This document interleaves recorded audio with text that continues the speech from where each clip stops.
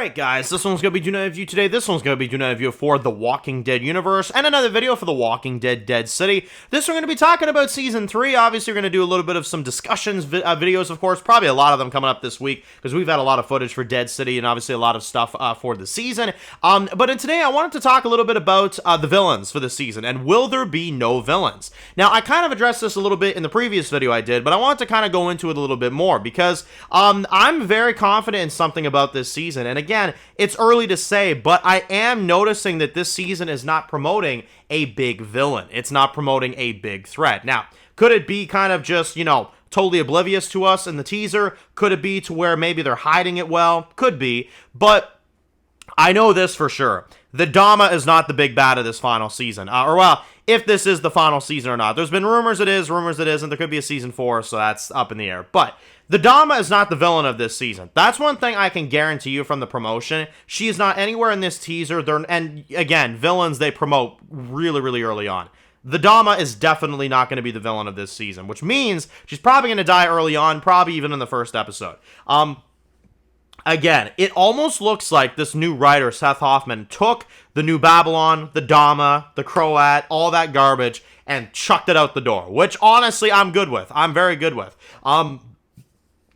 But I don't think we're getting a main villain this season, at least not for a little while. I feel like this season is more so going to kind of be, which I'm really good with this, is a mixture of the walkers and a mixture of where our characters are at. This new community, these new characters. Now, Jimmy Simpson's joining this season, right? So you ought to think he's a pretty big actor. So could he be a villain that they're kind of covering up here? And maybe he kind of turns into an internal problem? Could be, because that's a pretty insanely good actor. So there's a chance that maybe he's the villain and they're just kind of hiding it. Maybe they kind of ease you into it at first. They kind of go into this new community. They kind of go in there at first, They get introduced to Amy Garcia's character as well, too. And, they kind of go in there at first and it's all kind of chill. And then this guy kind of starts to turn more crazy. That's the type of stuff I love. One of the reasons I love Season 2 of The Walking Dead original show so much is because it's a season about a guy progressively losing his mind, right? Shane. And he kind of progressively gets more dangerous as it goes. I don't know if they're going to do a storyline like that in this show where, this dude kind of starts off nice, and then he kind of slowly, progressively has more and more disagreements with the group until they eventually kind of have a big problem, and then maybe Negan has to kill him towards the end of the season. I don't know. But I think that's definitely a very interesting idea, and I think that's definitely kind of where we're going, is that I think we're going to have a more, I won't necessarily say chill opening to the season, but a more kind of reset button to the season, a bit more of a redo, And I had some people tell me in the videos recently, they were like, yo, Dan, that's fine and all, but are they going to act like the first 2 seasons didn't exist? No, I don't think they're going to act like the first 2 seasons didn't exist. I just think that Seth Hoffman is kind of tired of the direction of the Dama. I think that's what it is, and New Babylon, and he's probably just like, okay, the fans don't like this, why would I do it? Look, I'm going to have some mad respect for him if he gets rid of New Babylon and the Dama in the first episode. That'll get a 10 from me. 10s across the board if you do that. I don't care what else happens in the episode. If you kill the Dama and you get rid of New Babylon, do all that stuff in the first episode, I will be so happy. I will get up and frickin' dance in the review. I promise you that right now. July 26th, I'll be doing this. You know what I mean? That's what I'll be doing. Because there is no way in hell that you mean to tell me that they're going to take all that stuff out in the first episode. But if you do, and you move on, and you do a new storyline after that, oh, hell yeah, man. I am all in on that. I'm all in on that crap. I hate the Dama. I hate the storyline. I hate, and not in a good, I like the villain way, good hate. No, I just hate her. I don't like the writing. I don't like what she's doing with Hershel. I don't like that they're messing up Glenn's legacy. I did not like the path that was going down at all. So to see, for one thing, no Dama in the trailer, to see no immediate villain in the trailer either, and to see Hershel learning medicine and he's back with his mother, good step in the right direction. You might be able to get this writer to fix Hershel and turn him into a better character. Because I want to like him. He's Glenn's son. You know what I mean? I should like him, realistically, And sadly, I just haven't. So that's kind of the unfortunate thing about Hershel. But there might still be a way to repair that. And I hope there is. Genuinely, I hope there is. So again, Jimmy Simpson's character could be a villain. That's the biggest possibility I see right now, is that he kind of turns into one.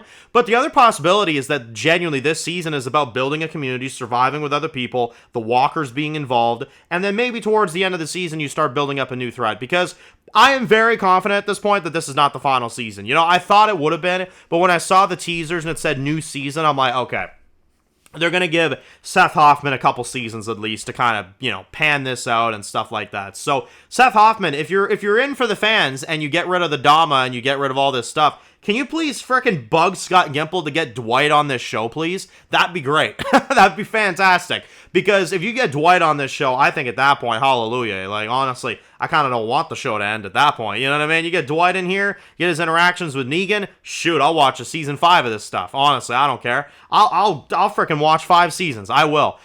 If you get Dwight in this, you ain't gonna hear a word about it from me. I'm gonna be like, okay, you got Dwight and Negan getting their own series going on right now. Hell yeah, let's do this, you know.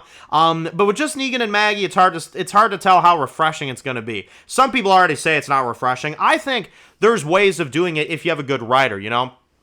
The original writer, Eli Jornet, for the first season, Dead City Season 1 was very refreshing. I thought it was very unique and very well written, and it was different, and it was something very unique to the franchise that I think the franchise needed, you know? It was immediately after the original show ended, too, so you had all this time to do all this stuff, you know? I like the way they did Dead City at first, but Season 2 came in, and it felt low budget, and it felt very, you know, low effort, and you know, all we were doing is just having Negan back with the bat and the leather jacket and all this stuff, and it just kind of felt like everything we've already seen before besides Bruegel, you know?